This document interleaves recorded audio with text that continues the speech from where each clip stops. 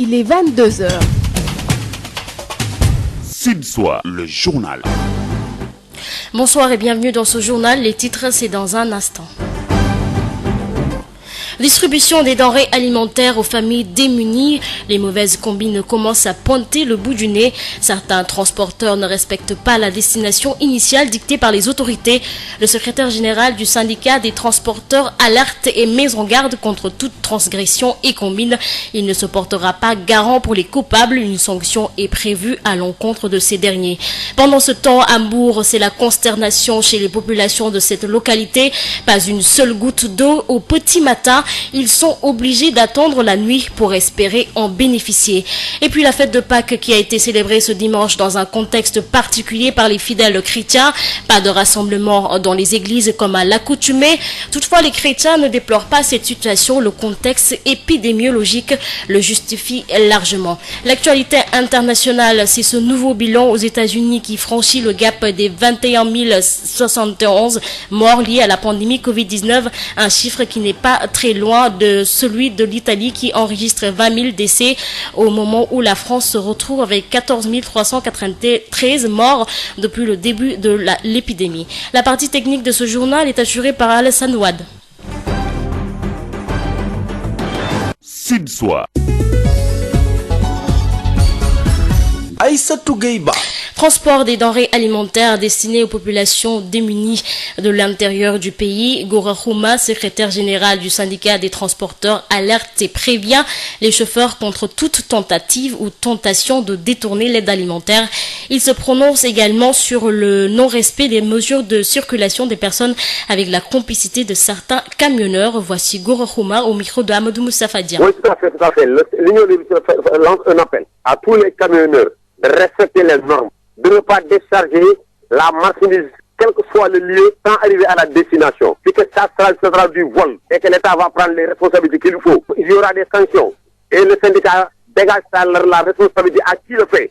Donc nous conseillons à tout le monde de respecter les normes. Quitter le point A, destination le point B, sans contournement. Ne descendez rien du tout. La marchandise a une destination, il faut la respecter. Respecter la destination sans pouvoir descendre rien du tout. Devant le policier, non devant le policier. Devant les gendarmes, non devant les gendarmes. Il faut être honnête et sérieux. Respectez nous-mêmes. En tout cas, le syndicat dégage toute la responsabilité à celui qui le fait. C'est pas tout le monde, mais il y en a qui le font.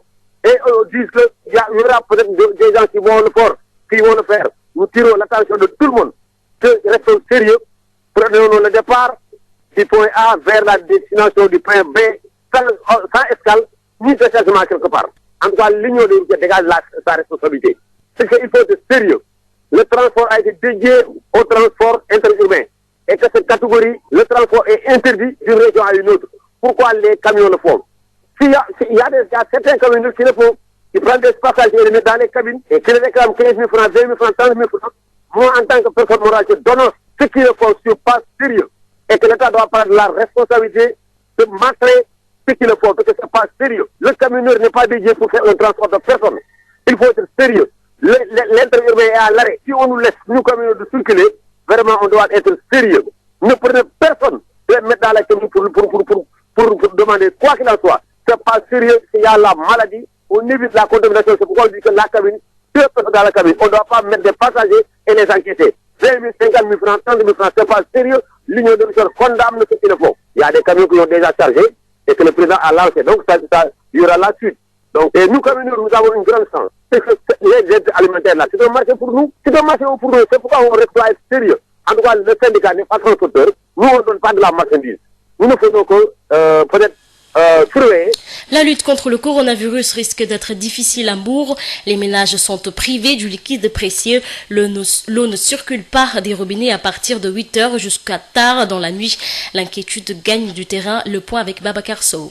Mesures barrières contre le Covid-19 à Mbour. Malgré la décision des populations de déclarer la guerre à la maladie, les ménages sont privés du liquide précieux. Dans plusieurs quartiers de la Petite Côte, à partir de 8 h jusque tard dans la nuit, pas une goutte d'eau ne coule des robinets. Une chose incompréhensible selon les Mbourois, qui cependant gardent l'espoir de faire reculer le coronavirus. Une situation qui dure depuis plusieurs jours. À en croire ces femmes rencontrées bassine à la main, en train de chercher de l'eau pour au moins respecter les mesures d'hygiène et de propreté propreté avec le lavage des mains. C'est la croix et la bannière pour le respect des principes édictés par l'État sénégalais. Beaucoup de questions tarautent cependant les esprits dans ces quartiers de la commune de Mbour. À quand la fin de ce calvaire qui a fini de faire perdre le sommeil aux chefs de famille de la Petite Côte en cette période de guerre contre le coronavirus qui commence à connaître un net recul à Mbour, où la situation est beaucoup plus récurrente au niveau des quartiers environnants du château d'eau. Babacar Sow depuis Mbour pour Sud FM. Babacar Sow, le Sénégal a enregistré aujourd'hui 2 nouveaux cas de personnes atteintes de coronavirus, dont un cas suivi par nos services et un cas issu de la transmission communautaire. Le pays totalise à ce jour 280 personnes testées positives au coronavirus, dont 171 guéris, 2 décès et 106 encore sous traitement.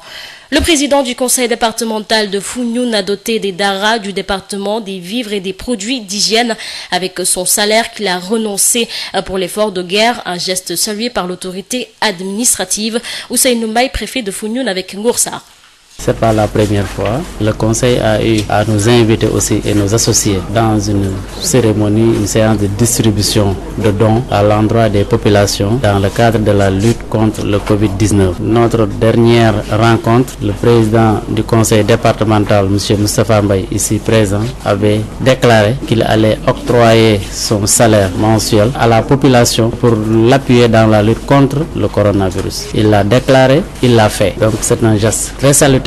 Mais il faudrait aussi à travers ce geste saluer aussi la détermination de l'homme qui ne fait pas simplement de simples déclarations mais qui joint aussi l'acte à la parole parce qu'il avait déclaré, il l'a fait. Aujourd'hui, le don en tout cas se résume à un lot important de vivres, de riz. En tout cas nous en ce qui nous concerne, c'est un remerciement que nous renouvelons à l'endroit du président d'avoir fait ce geste, de l'avoir déclaré et d'avoir tenu parole. Aujourd'hui, le don s'élève à un montant de 2 319 800. Donc, en plus de son salaire et en tout cas de ses amis et de ses proches, il a pu donc rassembler cette somme pour pouvoir acheter ce don-là composé de riz, mais de produits détergents, mais aussi de lave-mains. C'est important et comme il l'a fait aussi, il faut lancer un appel à l'endroit de toute la population, des bonnes volontés, de venir encore soutenir la guerre parce que ce n'est pas encore demain la veille. Nous n'avons pas encore terminé la guerre. Il faudrait que chacun y mette du sien pour qu'on puisse venir à bout cette maladie-là.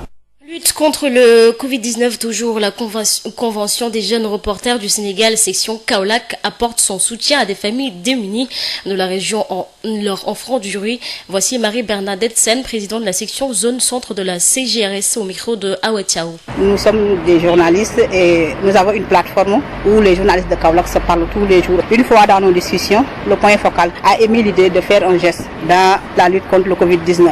Puisque les moyens ne sont pas suffisants, on a jugé nécessaire de se cotiser. Chacun peut donner au minimum 2000 francs ou plus pour qu'on puisse faire un geste symbolique dans la lutte contre le Covid-19. C'est comme ça est partie l'idée. Lorsqu'on a émis l'idée, tous les confrères se sont mis à donner. Les gens ont cotisé, ils n'ont pas attendu. Donc on a rassemblé une petite somme. On a jugé nécessaire d'acheter du riz puisqu'on a constaté que les besoins ont changé dans certaines zones. Aujourd'hui, les gens ont donné des détergents, ont donné des savons, mais on a senti qu'il y a des populations qui ont besoin de manger et n'ont plus les moyens de le faire. À cause du Covid-19, certains parents ne travaillent plus. Donc la situation est devenue un peu chaotique dans certaines zones. Donc on a jugé nécessaire, avec le peu que nous avons, d'acheter du riz, de remettre ça à l'autorité, au préfet, qui sait ce qui se passe dans tout le département et qui peut donner ça aux gens qui en ont le plus besoin. À Saint-Louis, la messe de Pâques présidée par l'évêque du diocèse au niveau de la paroisse cathédrale avec seulement quelques prêtres. Le contexte du Covid-19 l'oblige, mais cela ne change en rien le sens de cette célébration, selon Monseigneur Ernest Sambou qui a formulé des prières. Le point avec Yves Tandeng. C'est une messe pas comme les autres qui a été présidée ce dimanche à la paroisse cathédrale Saint-Louis par l'évêque du diocèse en cette célébration particulière de la résurrection de Jésus-Christ. Monseigneur Ernest Sambou de revenir sur le sens de cette fête de Pâques. Le sens de cette célébration n'a pas changé parce que la résurrection, c'est la résurrection de Christ. Pâques est resté la fête de la résurrection. Ce qui a changé, c'est l'ambiance et le tour. Bon, célébrer dans une église vide, c'est autre chose que vraiment célébrer dans une église pleine. Bon, nous savons que c'est une souffrance pour nous, mais c'est surtout aussi pour les chrétiens qui sont enfermés chez eux. Mais le sens de la résurrection est là. Et la résurrection doit donner l'espérance à chacun. Cette messe a été également l'occasion pour l'évêque du diocèse de Saint-Louis, Monseigneur Ernest Sambou, de formuler des prières à l'endroit de toutes les personnes du monde entier qui souffrent présentement de la pandémie du Covid-19. Oui, depuis jeudi, on ne fait que prier pour les victimes.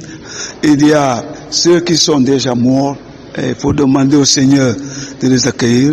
Il y en a qui souffrent actuellement. Ils sont malades. On demande que Dieu puisse leur apporter la guérison. Il invite cependant les populations au respect scrupuleux des mesures barrières préconisées dans la lutte contre la propagation du coronavirus. Toutes les consignes là sont dures, mais c'est pour notre santé. Parce qu'il y a trois choses. Il y a le coronavirus, il y a l'état d'urgence et il y a le couvre-feu. C'est dur ces trois-là pour nous.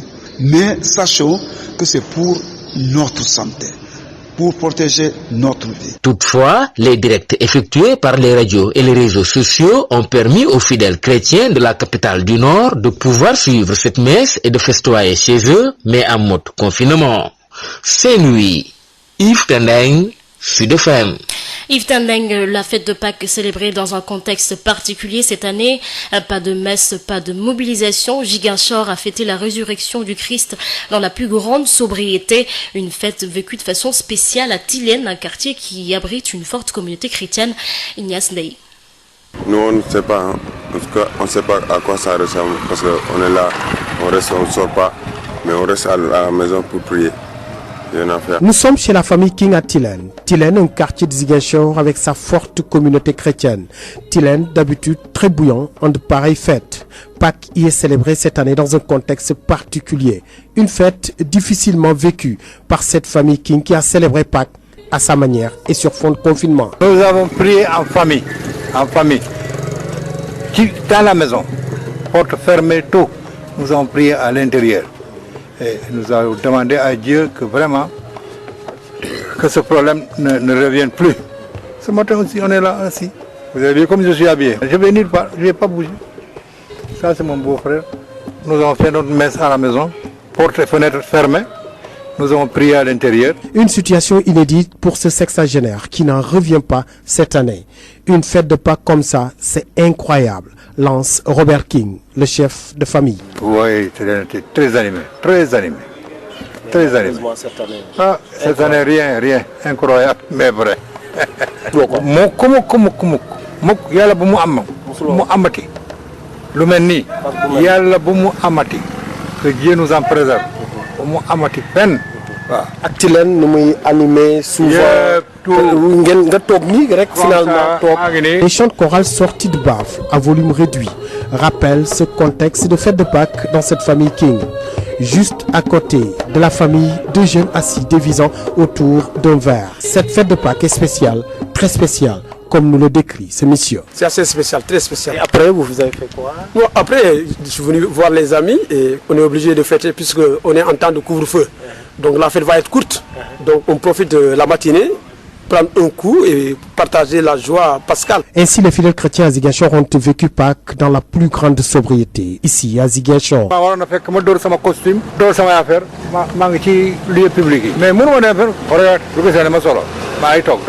Ziguinchor, Ignace Ndeye, Sud FM. Sud International. L'actualité internationale en Europe, le nombre de décès liés au coronavirus continue de grimper. Les États-Unis ont franchi le gap des 20 071 personnes décédées à cause de la pandémie Covid-19 pour 519 453 cas de contamination, au moment où l'Italie reste le deuxième pays le plus touché au monde par cette pandémie avec 20 000 morts selon les décomptes officiels. En France, l'épidémie continue sa progression avec 14 393 morts ce dimanche. Toutefois, il est important de préciser que pour le 4e jour consécutif, le nombre de patients en réanimation connaît une baisse en 24 heures. Place à la rétrospective des faits saillants de la semaine avec Marie-Rosaline Gaye. Bienvenue à tous, vous suivez la rétrospective des faits saillants de la semaine sur Sud FM Sen Radio.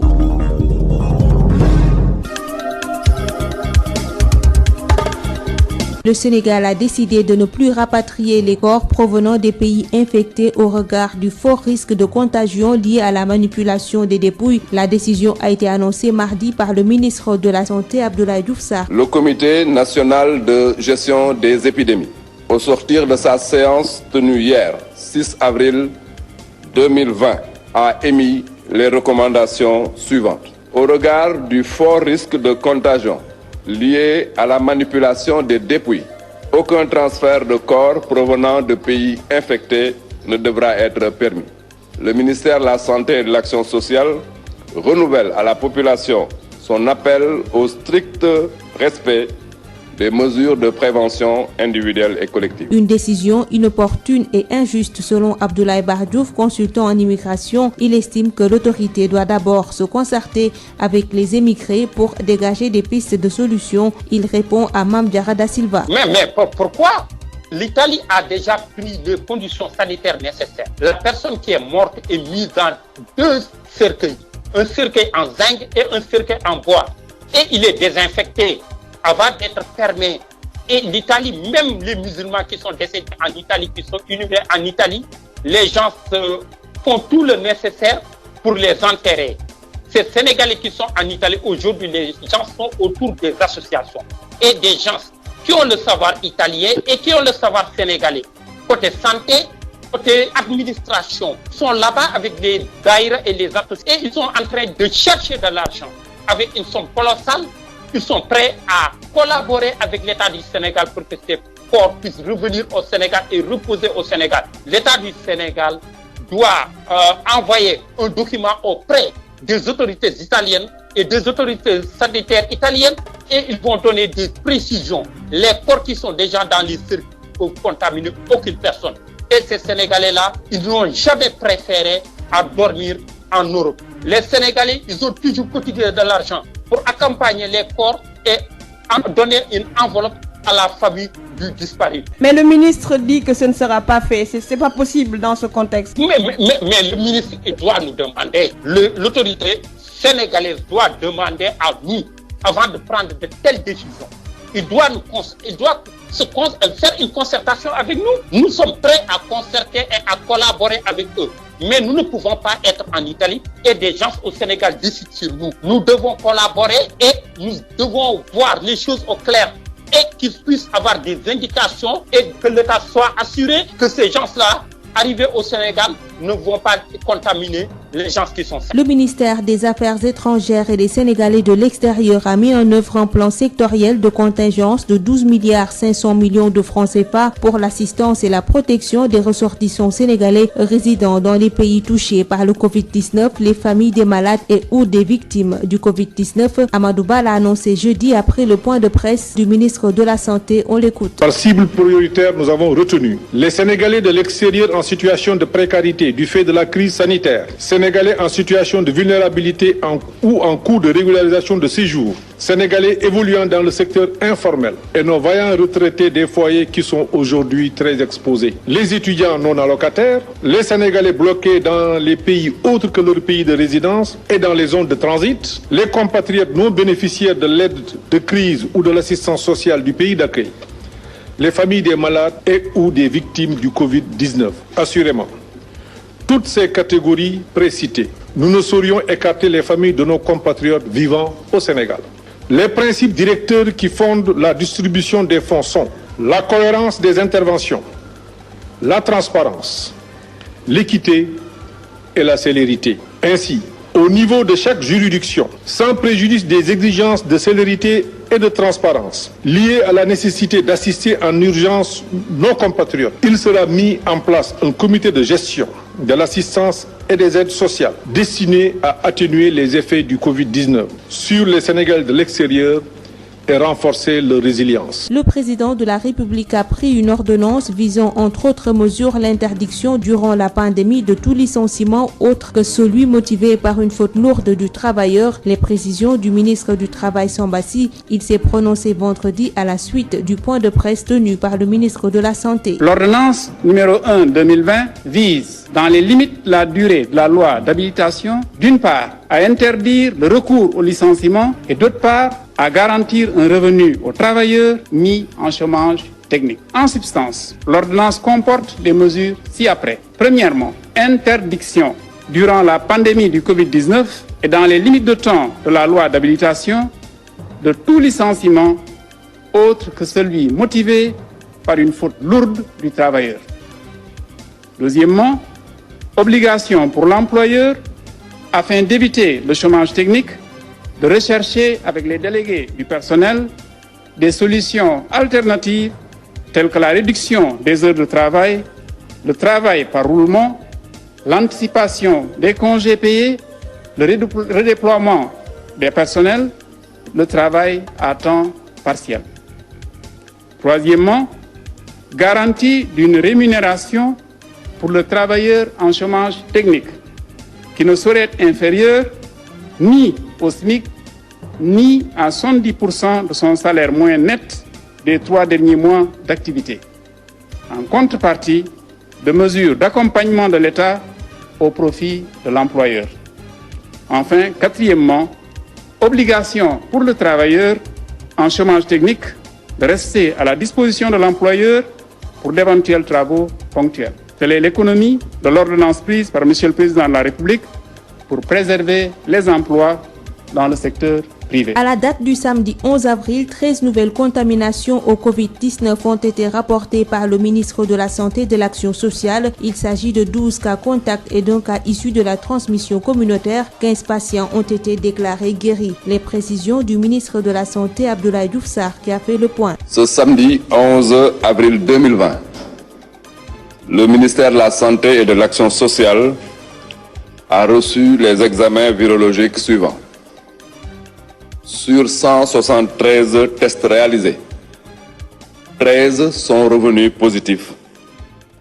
Il s'agit de 12 cas contacts suivis par nos services et d'un cas issu de la transmission communautaire. 15 patients hospitalisés ont été contrôlés négatifs, donc guéris ce jour. Ils sortiront de l'hospitalisation dans la journée. L'état de santé des patients hospitalisés est stable. À ce jour, 278 cas ont été déclarés positifs au Sénégal, dont 152 guéris, 2 décédés, 1 évacué. Par conséquent, nous avons 123 patients en traitement dans nos hôpitaux.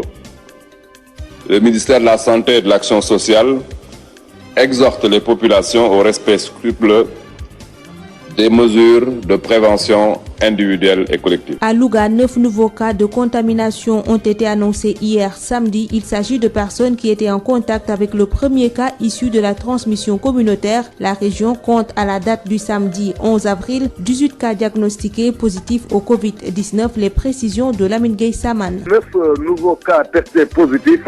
Le Ndiambour est certainement en train de devenir l'épicentre de la pandémie du coronavirus.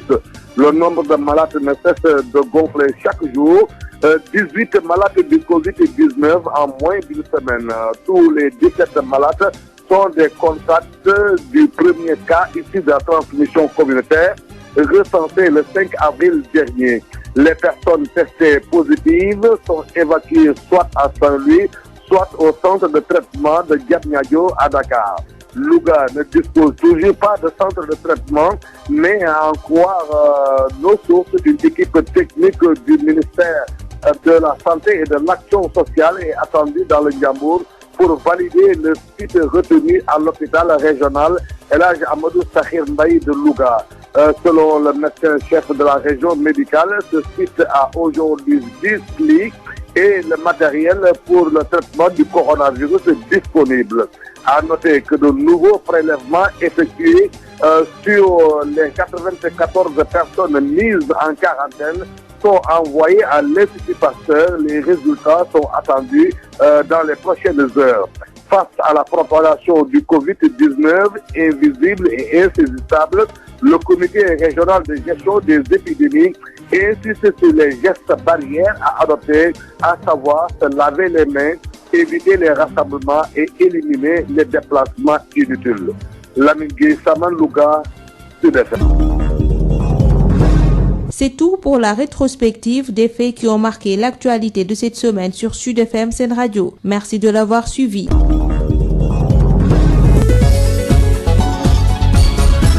Aïssatou Gueye-Ba. C'est la fin de cette édition. Tout de suite, le rappel des titres. Distribution des denrées alimentaires aux familles démunies. Les mauvaises combines commencent à pointer le bout du nez. Certains transporteurs ne respectent pas la destination initiale dictée par les autorités.